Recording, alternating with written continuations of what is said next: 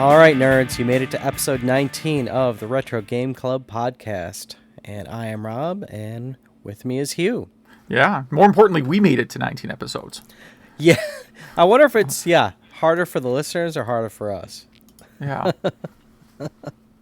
But, I'm excited for this episode. We have so much news because you've been traveling for vacation and I've been traveling for work, so it's been a while. It has been, yeah. And I'm way behind because I was with my kids all week, so I really have been reading a lot of game articles and stuff. What have you been up to? Well, let's see. I went to Montreal for a week because my kids wanted to go to a French-speaking area, and I didn't want to be on a plane with them all the way to France or Belgium or Haiti, wherever else they speak French, I guess. So we decided Montreal because we could still get around there pretty well. And it's an awesome city. I mean, like, everybody there was super nice. Mm-hmm. And we spent a few days downtown and then a few days kind of in, the country or, out of the way. So, like, all in all, it was an awesome trip. Did not get to do a lot of game-related stuff, though. I wanted to try and visit some, like, retro game stores or barcades. But my kids just had, I'm not going to get to do a lot of vacations with my kids in the future because they're getting older. Mm-hmm. So, like, I really didn't want to, like, drag them out to a barcade and have them be miserable at me the whole time. So you could do that in Chicago. Right. I could take them to Galloping Ghost. They probably like Galloping Ghost because I think there's enough variety. But you get what I'm saying. I drag in a Midwest Gaming Classic. That's enough. But in terms of gaming, I really wasn't sure what I wanted to play on the plane. So I just grabbed. I have a 3DS here that, like, 5 years ago or something, I bought one of these, like, game bundles for, and I have, like, just a bunch of games installed on it. Mm-hmm. So I'm like, I'll just grab that, and I'll just play whatever is installed on it that I haven't played yet. And that ended up being Shantae and the Pirate's Curse, which is a... Never heard of that one. Yeah, I mean, it's part of a series. I think there's 4 games in the series total. It's a side-scrolling game. I guess people would call it, like, a Metroidvania-style game.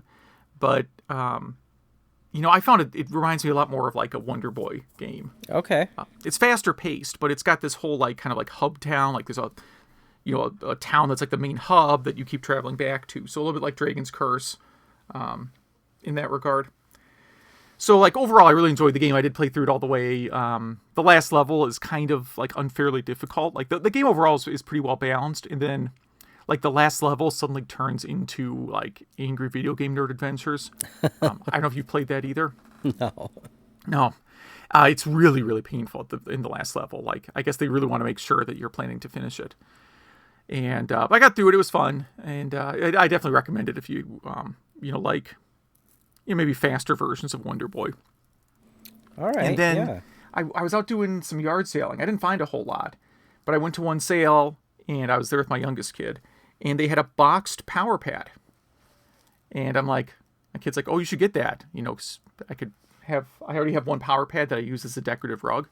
And I said, oh, no, I already have a power pad. I don't really need 2 of them. And then the person running the sale was like, well, would you take it off my hands for $1? At that point, you have to. I said, yeah, I guess I will buy a power pad from you for $1. So, so do you hang it like a tapestry now? What do you do with it? No, I have 2 of them. Well, there's 2 sides of the power pad. So I have 2 decorative rugs in my game room now. Each one being one side of the power pad. You could use one as a blanket. Not getting a 3rd power pad, though. That's now we're getting crazy. 3 power pads. That's crazy talk. I wonder what happens if you plug 2 power pads into a NES.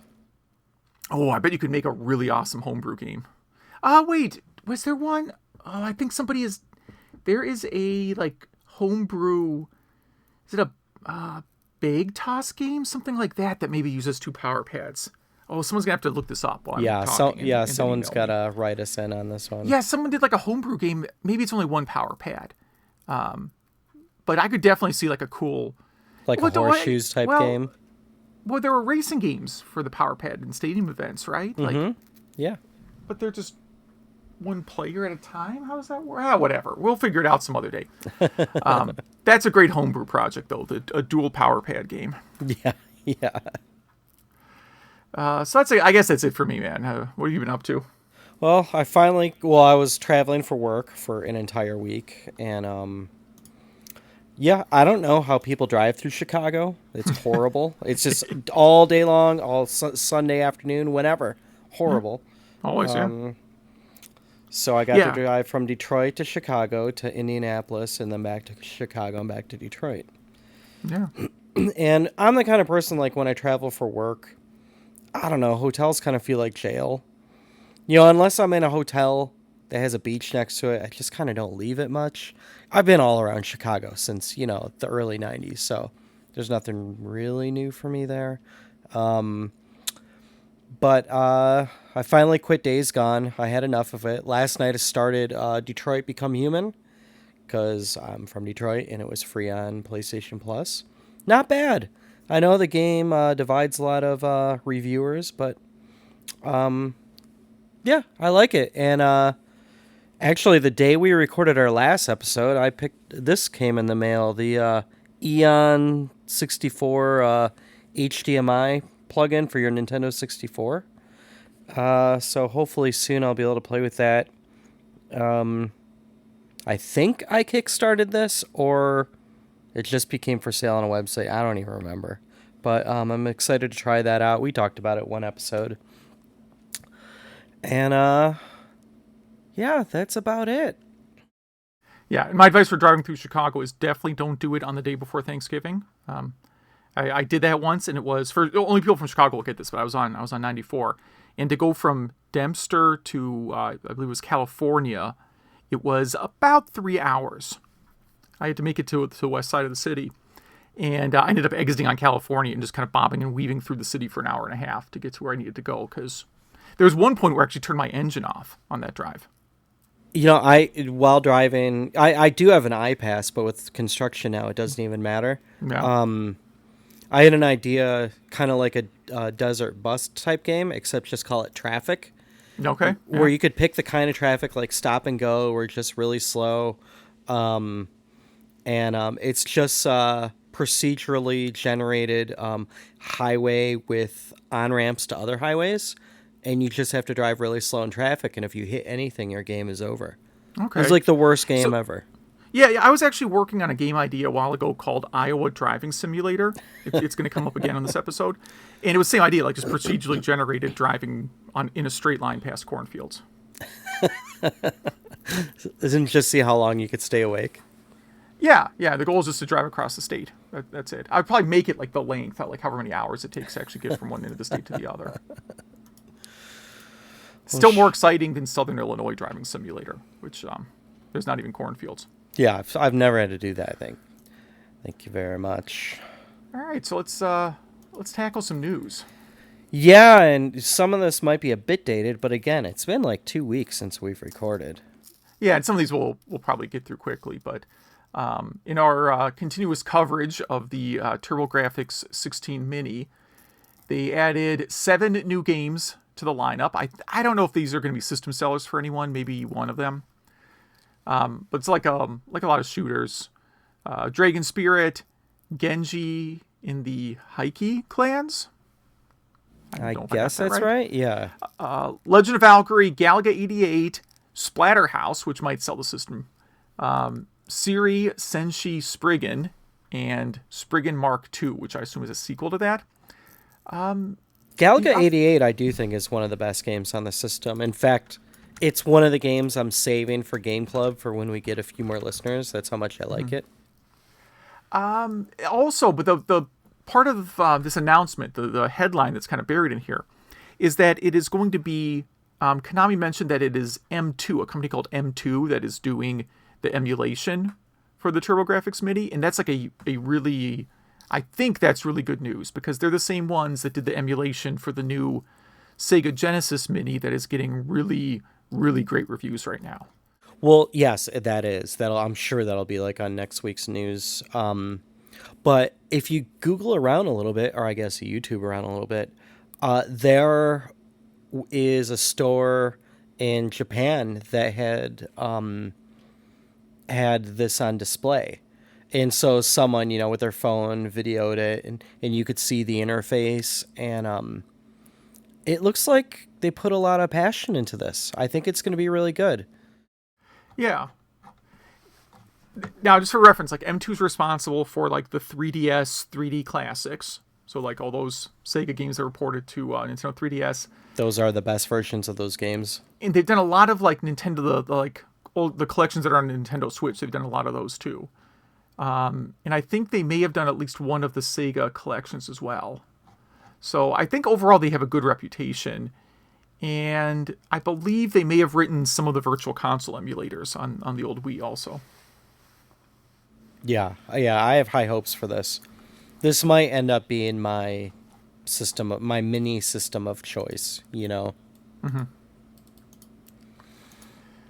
But yeah, I'm kind of hoping we have nothing more to talk about that until it's actually released. I hope they add a few more games still, but 57, whatever the number is right now, some number of games, 57-ish, somewhere in that ballpark. Yeah, if you count different languages. If you count the same game in different languages, other the things that they're doing, yeah. But in similar news, which might be M2, Space Harrier and the original Puyo coming to the Switch later this month. Yeah, both good picks. So, I mean, you just mentioned, the 3DS ports. The Space Harrier version on 3DS is my favorite version of that game. Okay. It's the only game where the 3D kind of makes sense to me. Yeah. I've always been a fan of the 32X version, but the 3DS version is pretty good too, of course. Yeah, I mean, before this, the TurboGrafx was my favorite version, but this also says that, it just lists the other games you could already buy that the same company came out with. And, yeah, I'm not that excited for Puyo, just because... Yeah, because you have 10 different versions of it under different names. Exactly, yeah.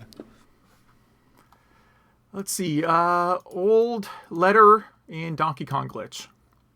I think we may have both added this to the notes at some point. Yeah. So,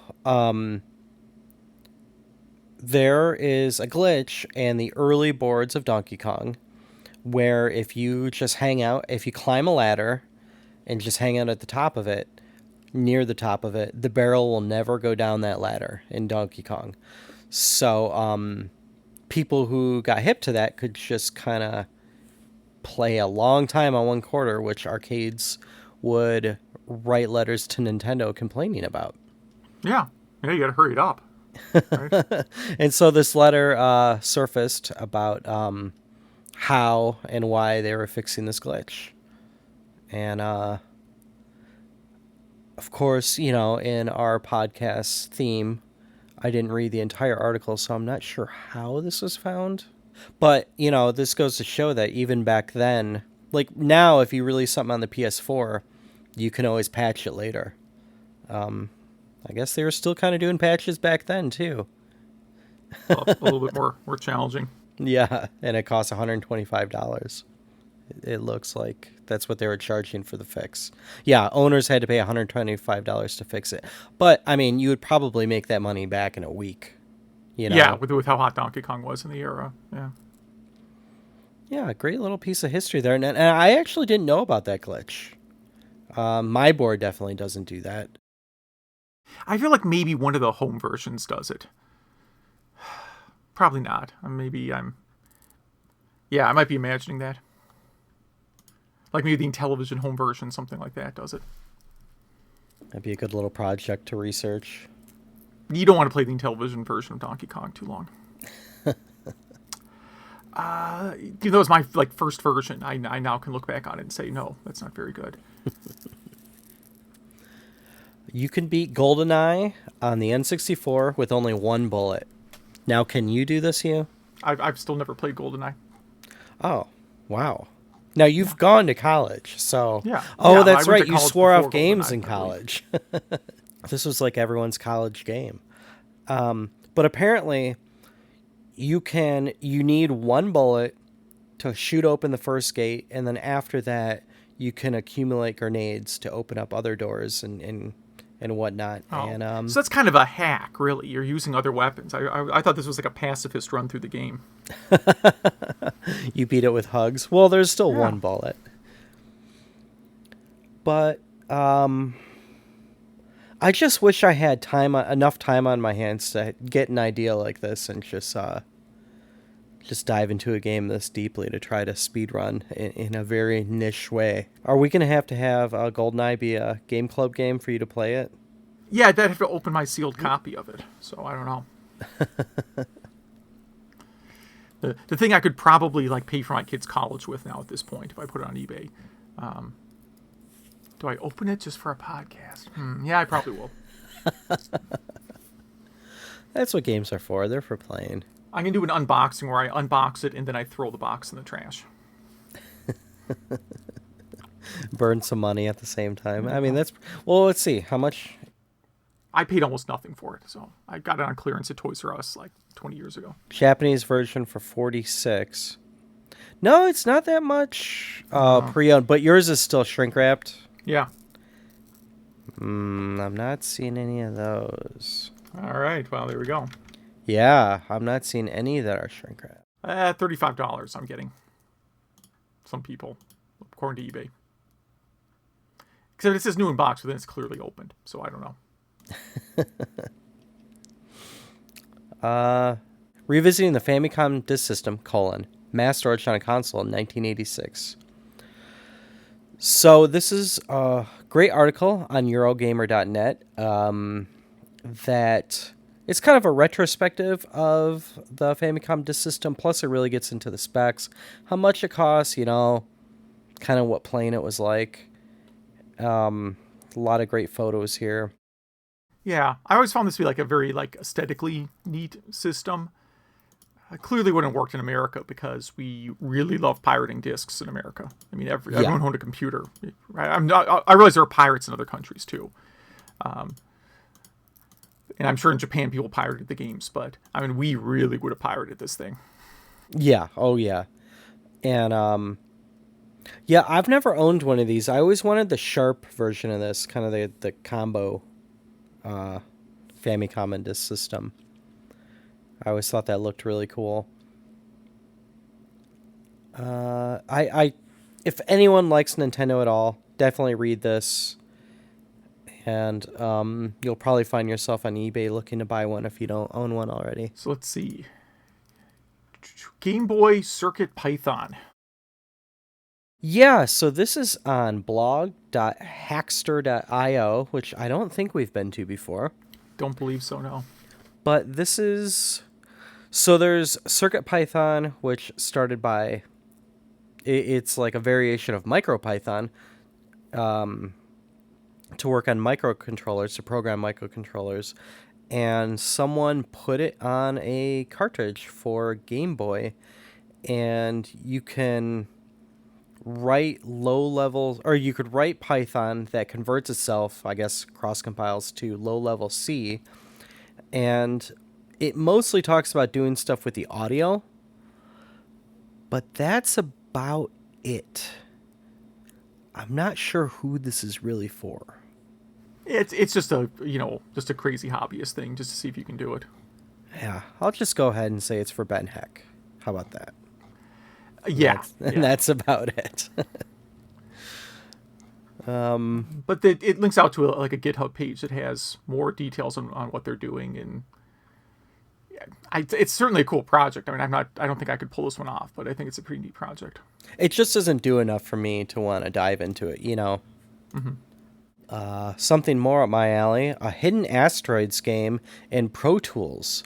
So Pro Tools is an audio software suite that I've used for half my life, and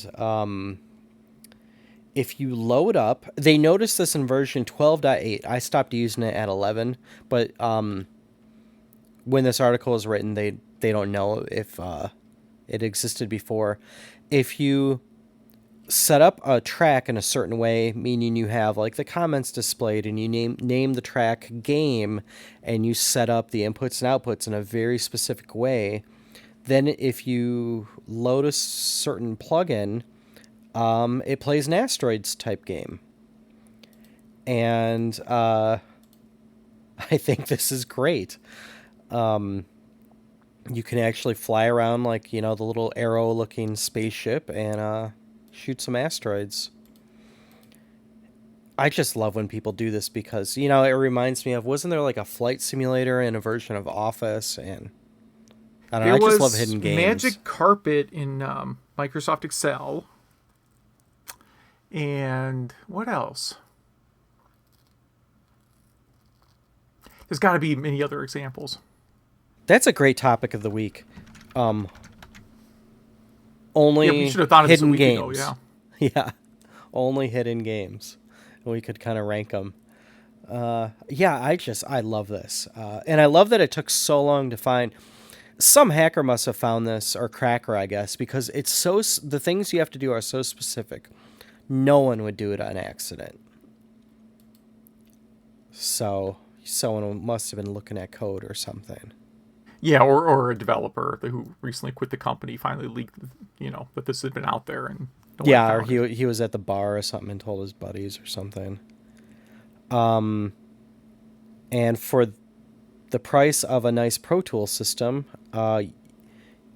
you could have gotten $13,000 for, which is our next article. $13,000 NES cartridge found at the bottom of a Safeway stack. Yeah, it's a little bit of a deceptive title. Someone traded in a bag of games to a used game shop, and it happened to include a original, real, not repro, Nintendo World Championship cartridge. And the game shop did actually, give them a fair price for it. And then they said they sold it to a private collector right away. Yeah. So this is on Ars Technica, but this was all around the internet the past week or two, and yeah, the guy was a regular shopper there, and they both asked each other if they were kind of punking each other. Mm-hmm. You know, like the one guy thought like he hid the stack in here to see if I try to rip him off, and the other guy saying like, oh, he's just, josh me by saying like, oh, you got something worth a lot in here. And it has, what is it? What's the serial number on this? This is 302. Yeah, it was a higher number than one article I saw about this said it was a higher number than they expected because it means that the number of these cartridges in circulation is higher than they thought. If the number is 302, which you would imagine would devalue the carts a little bit. Yeah, and there's different versions of this cart too. I think that have different games.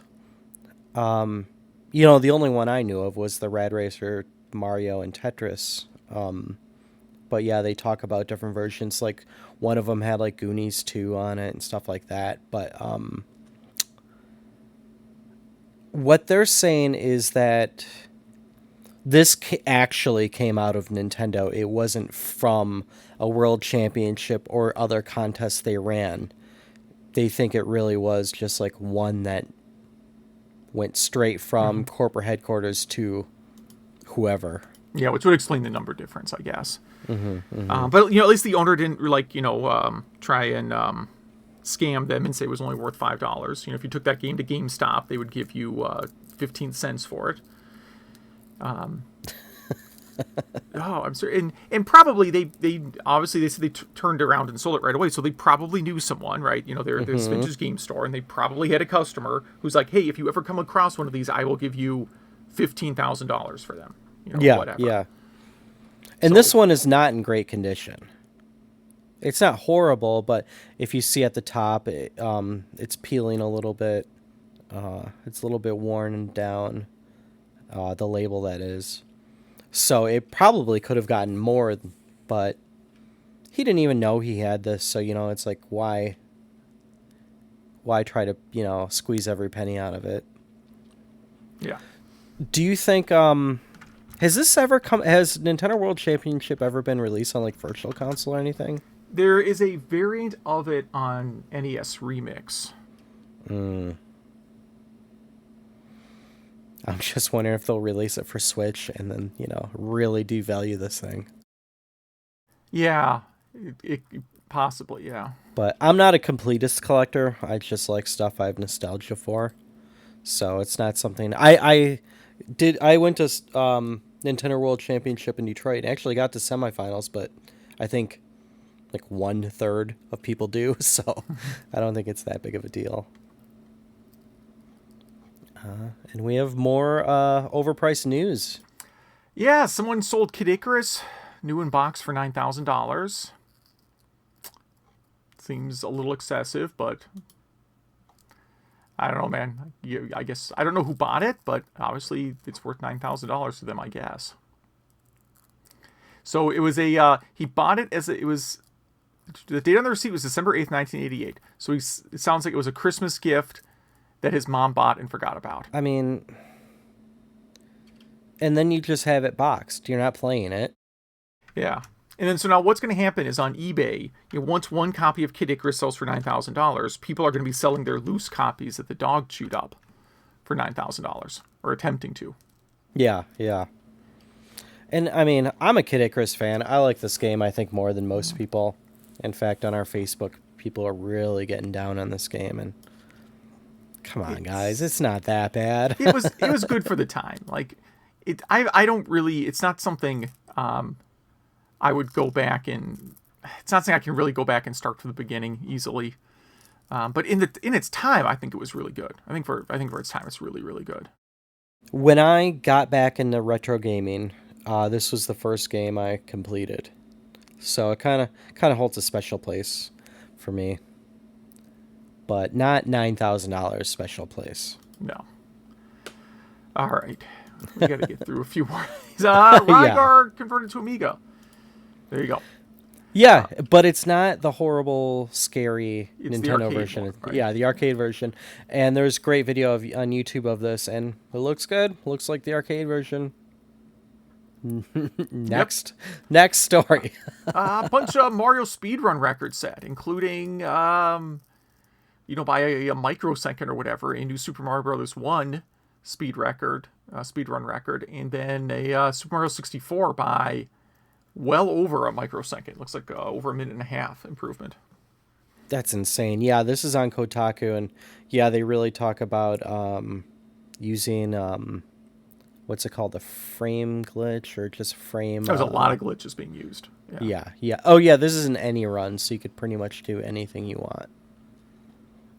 But yeah, I'm sure this won't be the last record set in Super Mario Brothers. We're kind of getting near the theoretical Super Mario Brothers limit. Mm-hmm.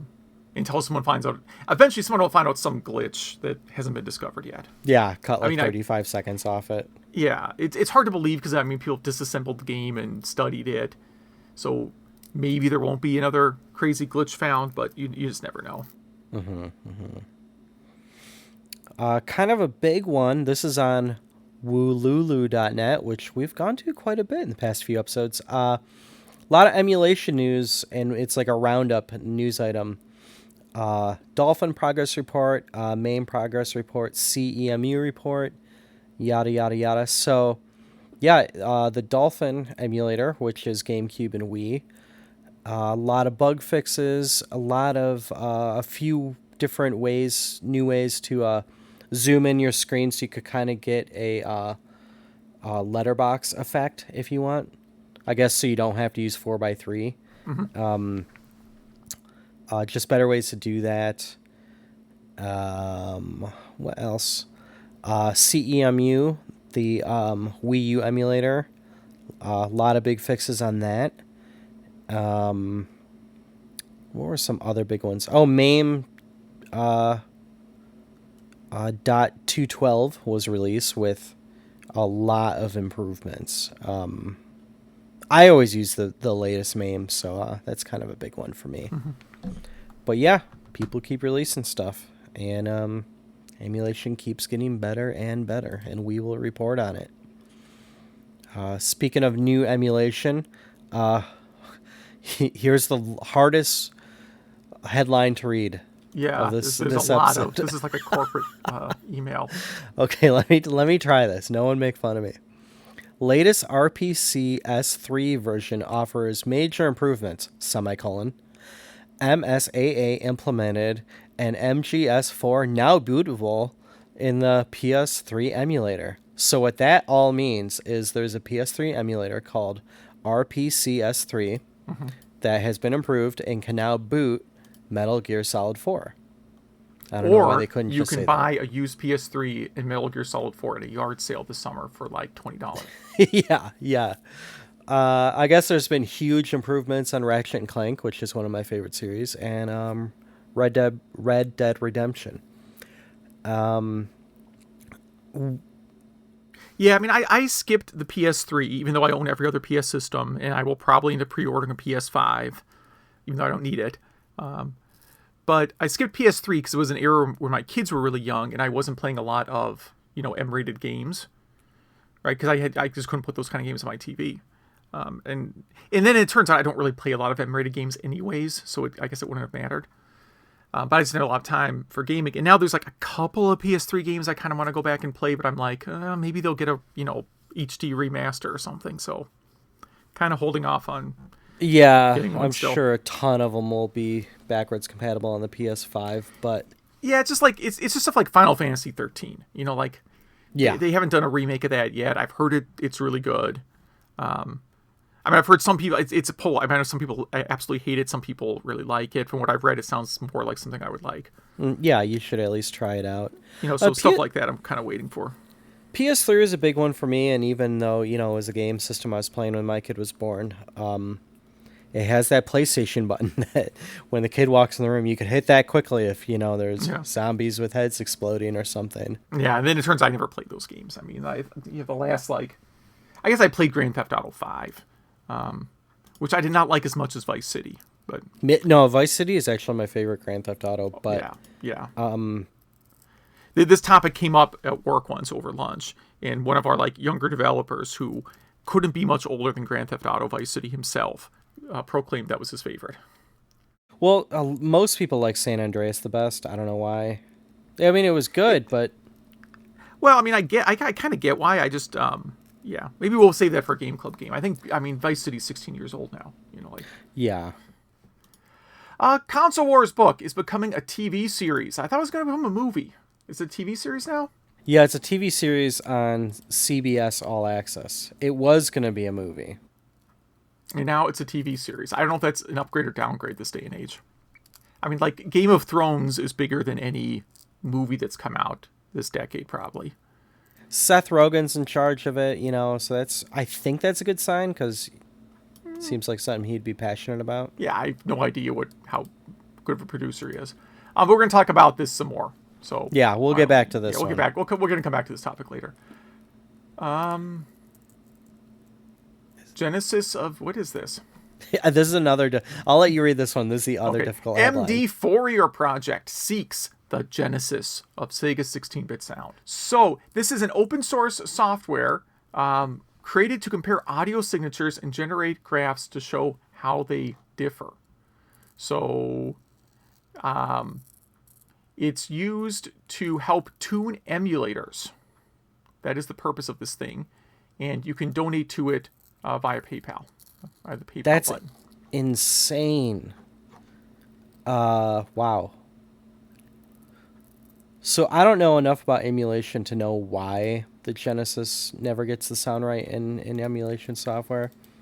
But hopefully this helps people fix that.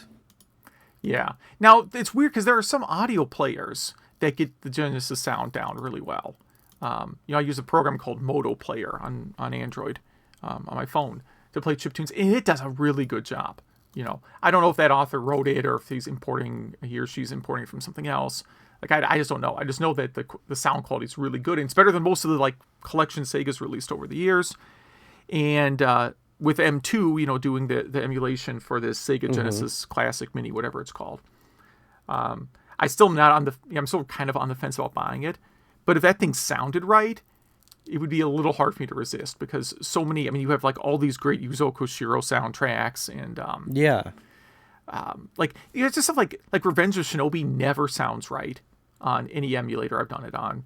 Phantasy Star 2 often is completely butchered. If there's any programmers, I know we have at least one RetroArch programmer listening. If you have any idea why that is, please email us and let us know. But yeah, this is called the MDFOURIER. Is that how you pronounce that? And this is on hackaday.com. And another Hackaday article, run your own phone to bring back the Dreamcast online. Yeah, and this is about a Raspberry Pi project that emulates the Sega Dreamcast broadband adapter, which then you connect to your phone. Yeah, you do have, because the phone has a high voltage, well, phones use high voltage at some point. You do have to do a bit of work to your Raspberry Pi, a bit of upgrades in there. But this is like a good, well, I guess, would you use it for an old phone? I guess I have to see, does it use... Now, you said broadband. This is the opposite. It's the, no, I'm saying it's emulating the broadband adapter. Right? So Dreamcast, you have... Or, no, or, this no, uses... This is, you hook this into the modem? Maybe I should write this better. Yeah, so this is, you hook the modem up to the Raspberry Pi. I see, mimics a dial-up connection. I thought this was mimicking the broadband adapter. So it's even more useful because I think broadband adapters cost more than a box copy of Kid Icarus now. I believe so. Like I know the Dreamcast VGA adapter is cheap. Maybe not the original, but people have made repro ones. Like I think the one I use is technically a repro model. Yeah, I don't think they've done that with a broadband adapter yet. Yeah, I don't think anyone's made an imitation broadband adapter because it's a specialized port, right? I mean, it's not like a easy thing to build, I'm sure. Yeah, but hey, then you can play Toy Racer against your friends. So yeah, I wonder who you call, or if you call them directly. Yeah, I've never once played a internet-connected Dreamcast. Yeah, I bought it after the system was, I bought it the day that I heard the system was being discontinued. So I obviously was not there in the early days when people would have been trying this out. Yeah, I had a buddy that showed it to me right when it came out, and I can't remember clear enough how it worked, but a lot of people liked it. I think this next one was yours. Yes. Maybe? Yeah, I think so. Twin Peaks. So has there ever been a Twin Peaks game? I don't believe there ever has. I like the original Twin Peaks. Well, I like the first 1.5 seasons of Twin Peaks. Have you seen Twin Peaks? I've tried like 3 times, and it doesn't grab me. Okay. Yeah, I mean, I get that. But if you're going to watch it, I would say watch only like the first 1.5 seasons and then pretend the show ends there. Because it's an incredible show up until like they solve the murder mystery. And then the show completely tanks. And then like the new season is... I actually couldn't finish the new season of it that came out. I think I watched halfway through the second episode and said, this is stupid, and didn't watch anymore. Is Fire Walk With Me, is that the movie? That's the movie, and it is horrible. It's really bad. Yeah. Was there a game for that? Or am I making that up? I don't recall. It was out in there when I was working in the game store, so I would have seen it, but I don't... Doesn't mean there wasn't, it just means I don't remember it. It was... A lot of my friends in high school loved Twin Peaks, and yeah, it just never got me. Yeah. Yeah, and I can understand not liking the show. Because clearly there's parts of it I don't like. I mean, I only like a subset of the show.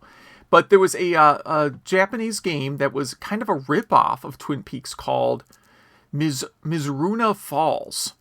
And it sure looks a lot like Twin Peaks. I mean, it really is a pretty blatant Twin Peaks ripoff. With polygonal characters that are maybe a step down from Final Fantasy VIII in terms of blockiness. Yeah, this is PlayStation 1? Yeah, definitely. Yeah, PlayStation 1. And people finally translated it. So if you want to import a copy of this game, don't know what that costs. It was probably cheap before the translation was released, right? Because who would import this game? Yeah, it's like $60 to import now, and I bet it was like $10 to import 2 weeks ago. But there's a patch for it, so you can download it, rip the ISO, and apply this patch, and I'll play it in English. This is some of the worst 3D I've ever seen. It's horrible. Yeah, I mean, the game doesn't... the graphics look terrible, but if it's a Twin Peaks style setting, I think you'll... if you like Twin Peaks, I think you'll like the game because of like the setting and the quirkiness and stuff. So I think... The body shapes aren't even right. Like the proportions are all off. Yeah, and everybody walks kind of like funny too. I mean, none of them. It's like Second Life. Yeah. I mean, this is one of these games where I think I could cope with the bad graphics because the story and the characters look good. There's a video here with a few minutes of gameplay, and I'm looking at it, I'm like, this really looks like something I would probably enjoy. Even with the terrible graphics. Like, I can like get past you need bad to do graphics. this. I can't get past, like, bad story. Yeah. I feel like you need this, just so you could tell us all about it. Yeah. Now, someone's going to have to spot me a copy of it. I'm not... I got other games I would rather spend $60 on. Yeah. I think we have one more. Was it mine? Yeah. Oh, yes. This is only a video, but I felt like this was very important for this podcast. This is on YouTube, and it's obviously all this is in our show notes. NES Emulator Part 1, Bitwise and Basics and Overview. So, this guy, what is his name? Wait, let me go to his... One Lone Coder. So, he put out this part 1 of a multi-part series. I think it's going to be 4 parts. And on YouTube, he codes a NES emulator. And he walks you through the basics of it. And this is something I think is really going to help me because I've never been smart enough to code an emulator. And I'll probably be talking about this over the next many episodes as he releases it. He has his GitHub on here. I mean, he has GitHub, Twitch, all this stuff. And yeah, I mean, in his GitHub and C++, he coded a first-person shooter at the command line. So this guy knows how to code. That's for sure. And yeah. We're looking for future topics. There's a series that's a little bit like this that explains how to make fast tracker music. Fast tracker, of course, is used to do like chip tunes. You can convert it to Sega Genesis, or you can use it on like Amiga. It's a cool series that I was thinking it reminds me of like the way this guy does his presentation. It's not the same guy. It's just similar. Yeah, well, I subscribe to his channel. He has like this soft British accent, so it's almost like ASMR, kind of lulls you to sleep. Yeah. Then that's news. That was a lot of articles, and we cut a lot out. What's our topic this week? Our topic is the least technical topic we've ever had, and that is the console wars. Now, we're not talking about the actual console wars, but the book, soon-to-be TV show, and audiobook Console Wars. And this is not sponsored by Console Wars. It is just a thing that we both wanted to talk about because it's a book we've both enjoyed a lot, and think our listeners should either buy or check out the audiobook from the library and rip it. I don't care. Right? Again, we're not sponsored by Console Wars. But you mentioned I listened to this now. On a road trip to and from Iowa, which is also where I got the inspiration for the game Iowa Driving Simulator. It certainly made the trip because I don't know if you ever had a problem before where you have a drive. Like, first of all, Iowa is 1,000 times more scenic than Western or downstate Illinois, no doubt. And there's actually places you can stop. Like Western Illinois, once you get past like DeKalb, there's not even like gas stations. But like so I was better than driving through Illinois. But it's still kind of boring, and if you have the wrong audiobook, you just might fall asleep while you're driving. Whereas, like, Console Wars is a book, obviously, about the 16-bit wars, although it goes back, it does sort of explain the history, so it's not purely for gamers. Like, I mean, obviously, it is for gamers. But it spends a lot of time, like, talking about the personalities behind the scenes, and, like, it's almost presented like a fictional book, so... Yeah. You get, like, it was not going to put me to sleep because he was building up like anticipation for like what's going to happen next. What are these characters going to do? It creates like, it's sort of a mix of fact and fiction because in the audiobook, they have like fictionalized conversations between the characters, obviously the author interviewed these people and, the interview, they said, oh yeah, well I went to Sega headquarters and I saw the 32X and I said something like this about the 32X. And then he'll turn that into, more of a dialogue. So it's not going to be like the literal words that were said, at that meeting, but it's going to be something conversational, if that makes sense. Yeah, and which is why it'll probably make a good TV show. The audiobook, we should mention this was written by Blake Harris in 2004 or 2014. Yeah, and it's gonna be a TV show on CBS All Access, produced by Seth Seth Rogen, Seth not Seth Rogen, MacFarlane. yes. That would be I was thinking Joe Rogan at first. okay. But So yeah, if Seth it was Rogen. produced by Joe Rogan and Seth MacFarlane, it would probably not be very good. I think like individually, they kind of have their niches. I'm not a huge fan of either. I used to like Family Guy, and then one day I just stopped liking it. Yeah, same. It was the same way with like the band Korn for me. Like I really liked Korn, and then one day I said, "Wait a minute, this is bad." and then it happened to be with Family Guy also. Joe Rogan I've never been into, but This is Seth Rogen though. right, right. But if you combine those two people into one person and had them produce Console Wars, it would be bad. Seth Rogen, assuming he's lucid, will probably do a pretty good job with it. But so yeah, you described it pretty well. It does go back into it. Really focuses on Tom Kalinske, who was the Sega of America CEO. Before that, he was with Mattel, and he also spearheaded the Flintstone vitamin commercials or marketing Yes. campaign. Yeah, that was such an interesting note. I mean, I don't want to like spoil the book too much, but Well, yeah, I mean, he had a we all background know that was how it not ends. gaming, but that was in products, developing products that were very successful and hit close demographics to what you were going to sell the Sega Genesis to. And the fact that like Nintendo of America, Sega of America was kicking butt, and Sega Japan was not. But we were the redheaded stepchild, so after a while they just stopped listening to him, and we all know what happened. You know.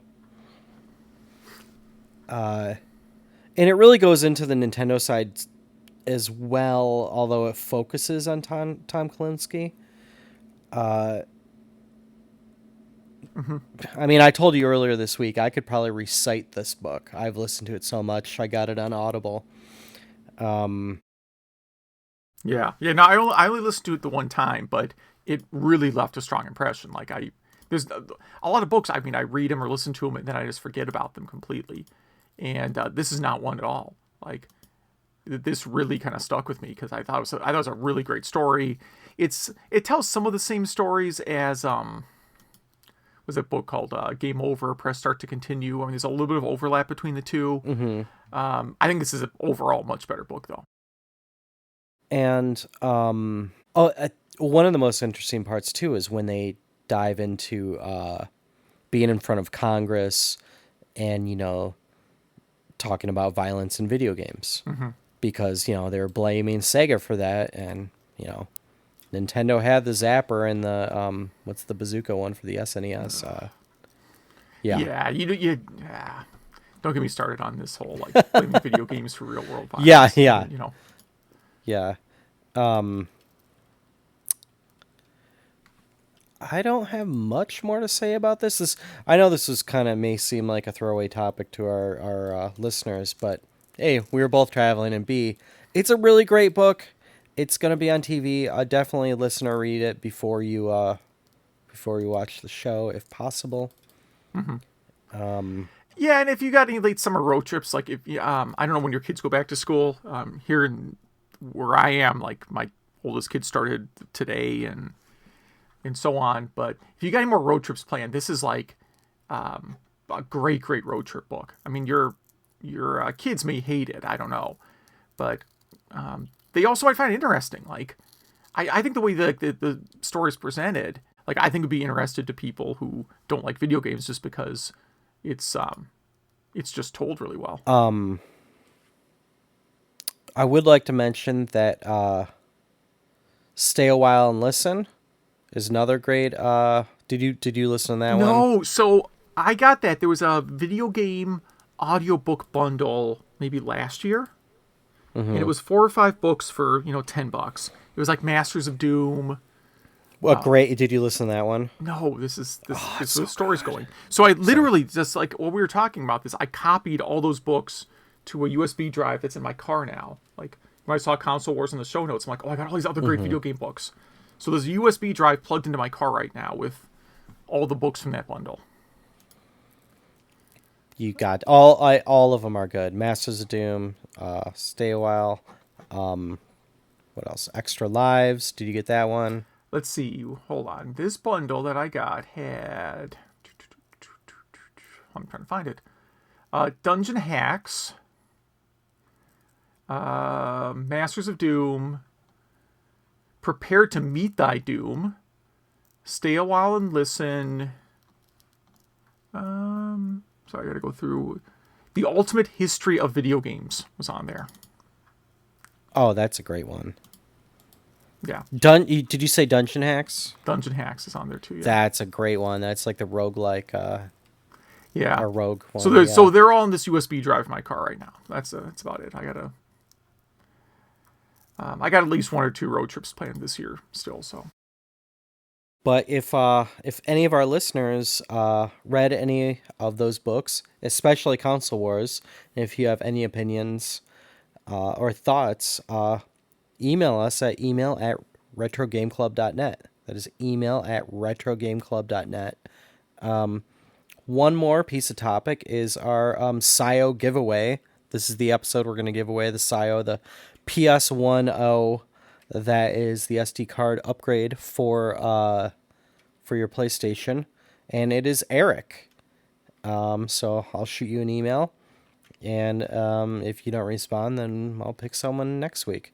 Now, what I did is I just took all the email addresses and put them in an Excel file, and then the number of rows I put into random.org, and wherever it landed, that's who won. So, congrats. I'll email you for details.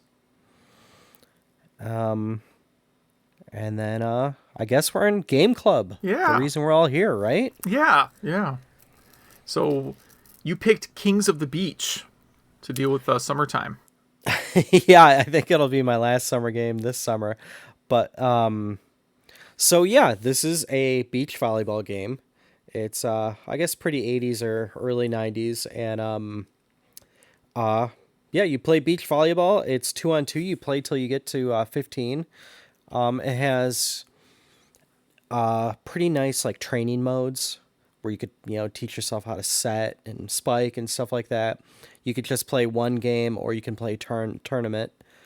At the end of each game, you get the stats, which is really good. You kind of see, like, how many spikes you did or how many digs you did. I don't even know what that is. Yeah, Rob Hubbard composed the music to this. So he did, like, Skate or Die, Jordan vs. Bird, Populous, Road Rash. I mean, on and on and on. I was going to say the stuff. interface, like the user interface on it, is a lot like the Skate or Die. Yeah, they were made, like, one after another. And I really enjoyed this game. This is a game I did have as a kid, but I'm pretty sure my mom sold it at some point because they don't have it anymore. So I did emulate this time. But, yeah, this is a fun game. Pretty accessible, not too hard, but it does ramp up, as you go through the tournaments. I think my only complaint is every once in a while your AI partner, he'll just miss. He'll just do something stupid. And, yeah, so that is, pretty frustrating because, if you're on point, he should be on point too. But that's really my only complaint. Great music, great sound effects. And yeah, did you get a chance to go through this one? Yeah, I just actually was getting up to see if I had a physical copy. I think I have a physical copy of this. After I couldn't find it. I organized my NES games by, like, publisher, which is, like, I couldn't think of any better way to do it. And I didn't see it on the Alta shelf, but I'll look somewhere else. So, yeah, the thing about, like, your partner missing, I noticed that. I, in general, had a hard time judging where the ball was going to land. Mm-hmm. So I did very, very badly this game. I thought the graphics It does self-correct you. Yeah, they are. They self-correct you a little bit, though. Did you notice that? Or if you're a little bit off, it'll automatically move you to under the ball. I did notice that, but I think you have to, like, stop pressing the controller for that to work. I never quite figured out how to get that to kick in correctly.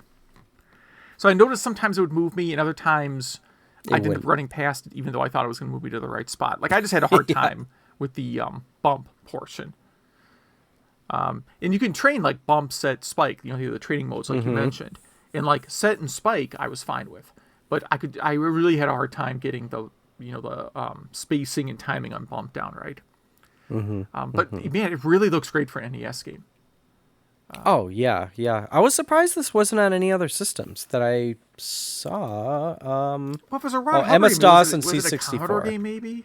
Yeah, C64 and MS-DOS. Because I think all the stuff that is, like, Ron Hubbard composer, almost all, I won't say all of them, but I think an awful lot of them were N64 first. Or N64, C64 C64, yeah. This game is an N64 game would be a disaster. Can you imagine how blocky that would be? Well, so this is Ultra Games and EA. Yeah, it was published by Ultra Games, but it was not developed by Ultra. It was right. Obviously, you hear Ron Hubbard, you know automatically it's an EA game. Or Rob Hubbard. I keep saying Ron Hubbard like the Scientology guy. Rob Hubbard. I thought that sounded. I was like, didn't this guy do something else? Like, isn't he kind of horrible or something? It's so like one of them has to change. So, yeah, not much more to say about that one other than I'm glad I picked it.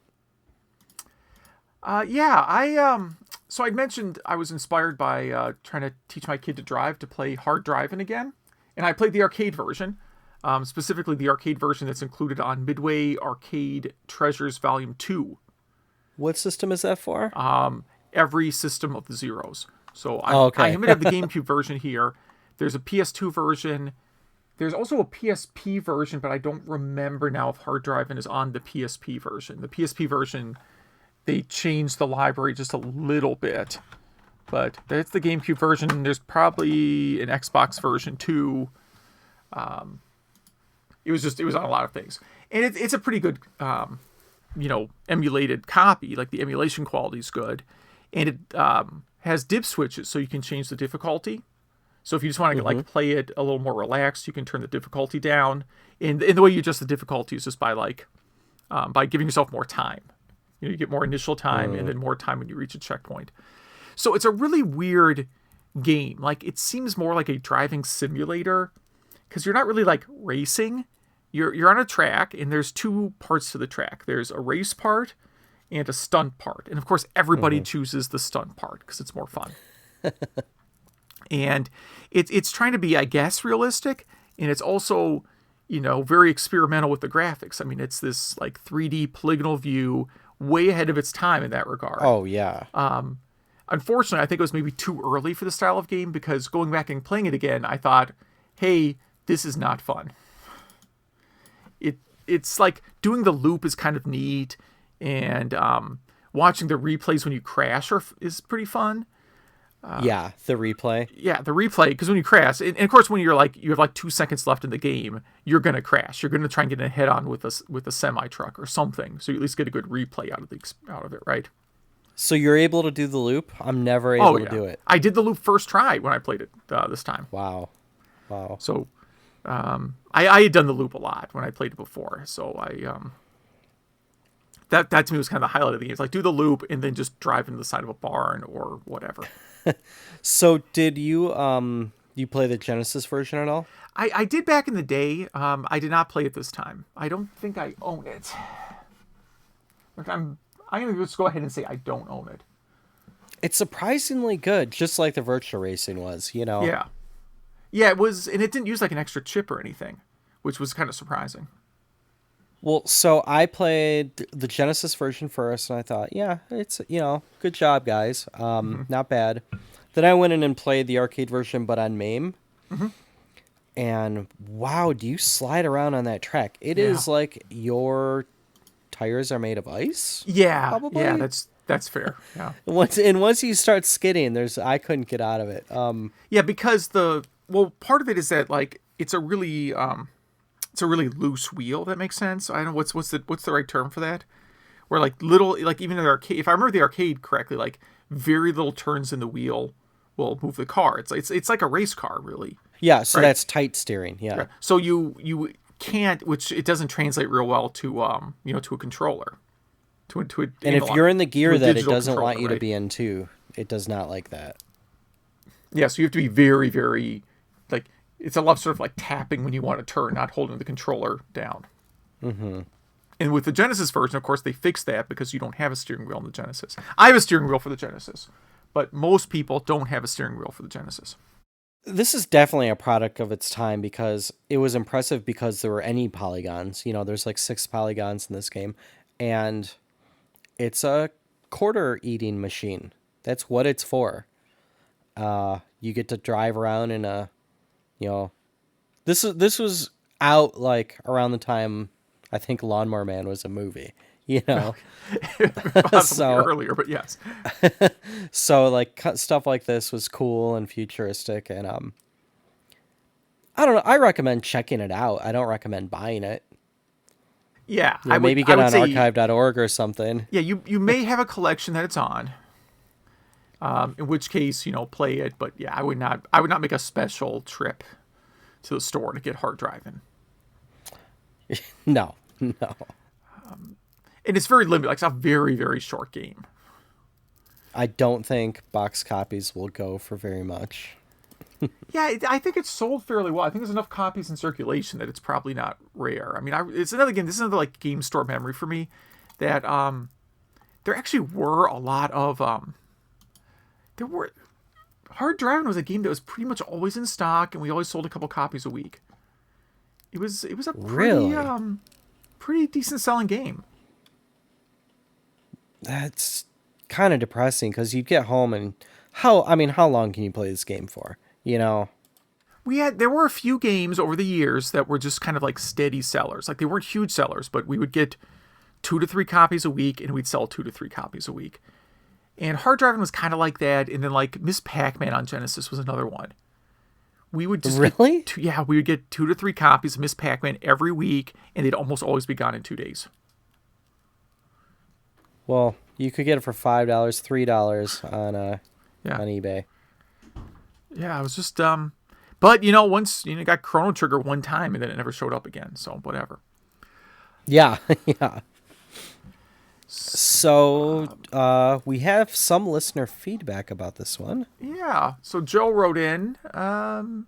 He thought Kings of the Beach was surprisingly fun, and he think it would be great playing with other people. The gameplay was deeper than he expected, but still easy to figure out, and it might be the best volleyball game on the NES in his opinion. And, I would agree with that, right? Yeah. Yeah. I'm trying to think what else there. I mean, there's obviously volleyball, which I did not care for. No. On Game Boy, there's a game called Malibu Beach Volleyball that is really fun. That might be my favorite volleyball game overall. But it's not on the NES, so there you go. There's probably there's probably a Famicom version of Malibu Beach Volleyball, because like it was one of those games where they took a Japanese game, because like I think if I remember right, all the characters are basically Japanese characters, like names and everything. Mm-hmm. But then on the box they slapped on a couple American guys. That's so strange. It's just it's a product of its time. Yeah. And then he said Hard Driving was impressive back in the day because 3D computer graphics were kind of rare, and it was even more of a novelty to see them, in a game.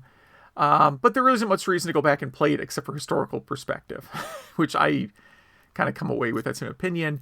And that virtual racing is a much better choice. Yeah, so pretty much he agreed with what we said. Yeah. I think that's it. So yeah, I would, if you want to send feedback about our upcoming games, it again is email at retrogameclub.net. Don't know if we're going to have another giveaway, but please send us emails about our upcoming games. What are our next games? So I chose the game I talked about last week that just came out on the Switch, that Majors corrected me on my bad memory of it. The Ninja Warriors. So in the arcade, that's one that had the 3 screens next to each other, but it was for arcade, Amiga, Atari System, C64, TurboGrafx, Mega CD, and the Switch. So many ways to play that one. Yes, and to celebrate the end of summer vacation, this is the last week of summer vacation, I'm picking a game based on a show I watched a lot during summer vacation, because I was a latchkey kid, and that is Card Sharks. I believe there's a remake of Card Sharks on TV now, maybe starring the Soup guy. But if you were a kid who was home during summer vacation, you watched a lot of old game shows. And I don't believe there's a Press Your Luck video game, so I have to go with Card Sharks. And What's this on? What can they play this so on? I would encourage you to go to archive.org, and you can play the MS-DOS and Apple II and Commodore 64 versions. Oh, cool. Nice. So this was published in 1988, which was when the show had been like rebooted. So there's the original show, with the guy with the skinny microphone and the contestants, and then there was like a remake in the 80s, and this coincides more with the remake. The thing you'll notice, I've actually played this a little bit already. The thing you'll notice right away, though, is some of the questions don't age very well and are definitely politically incorrect today.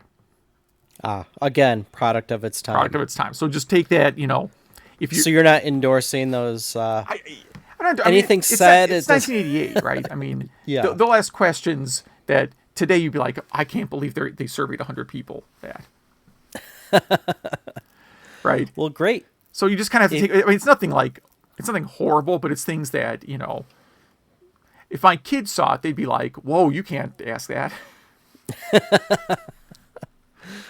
That's great. So if you're listening to this podcast, you can handle the questions in Card Sharks. Yeah. And I think on archive.org you can probably play a 2-player too. But this was it was a game show that it's so very, very, I mean, I'll talk about it next week, I guess, but like our next episode, like it's so simple, but it was so kind of like addictive to watch. And it reminds me of summer break. I mean, 80s game shows remind me of summer break, possibly more than Sunshine and the ice cream truck. Well, great. I'm excited to play it. I've never played it. Yeah, so if any of you have any opinions about anything we said, news, games, if there's something you're working on, if you want to recommend games for Game Club, please email at retrogameclub.net. That is email at retrogameclub.net. Our Facebook is blowing up, but that's really for all you guys to talk. Thanks to Zach very much for keeping that community alive, and it is a thriving community. But please email us. That's how you get on the show. And I really love interacting with all of you. Mm-hmm. A lot of times I'll respond to your emails and we'll get some good convo going. And I'll assume that everyone who didn't email us this time is, camping in the deep woods or trapped in a basement, or they have a good excuse. Yeah, this is the worst time of year to camp, but I agree, yeah. I mean, I guess because kids are at school, but it's also peak mosquito season. And I actually last time I went camping was October, partially to avoid mosquitoes. And now you have alligators in Chicago, I saw. We had one, yeah. Three? This was, Three? Yeah, I mean, some moron that got a pet alligator, and I obviously couldn't take care of it because it's an alligator. Oh, yeah, that's when I was there, trapped in my hotel jail. Yeah. And that's everybody was talking about that alligator. So that's the big news. And not surprisingly, when I was in Montreal, when people asked... thank you, Canadians, for reinforcing stereotypes. But anytime I mentioned being from Chicago, the first thing they asked was, am I a Blackhawks fan? Nice. So, and I felt bad because it's like, I can't name one player on that team.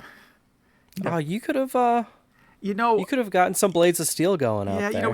I have nothing against hockey. It's just, like a lot of sports, if you didn't grow up watching it, like if you were in a house that never watched hockey, chances are you're not going to be watching hockey as an adult. Just playing the odds, right? Yeah. Not that you can't get into hockey when you're older, just most of the time. You watch whatever you had on when you were a kid. All right, so again, email at retrogameclub.net. During winter, I will probably review a hockey game, because I do actually like hockey video games.